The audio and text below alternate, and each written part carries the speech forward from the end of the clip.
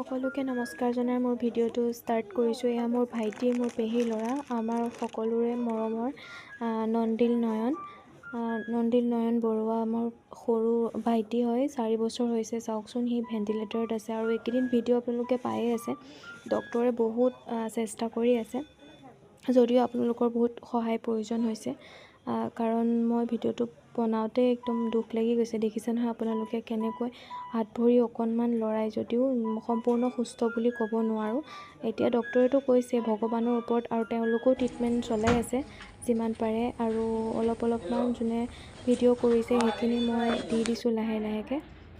সেয়ে ভেণ্টিলেটৰত বহুত কষ্ট পাই আছে বেচেৰাই, আৰু আপোনালোকে বহুত সহায় কৰিছে, তেওঁলোকক অশেষ ধন্যবাদ। আৰু আপোনালোকৰ সহায় বহুত প্ৰয়োজন হৈছে, কাৰণ এনেকুৱা নহয় যে আপোনালোকক সহায় কৰিলেহে আমি তেওঁক সুস্থ কৰিব পাৰিম।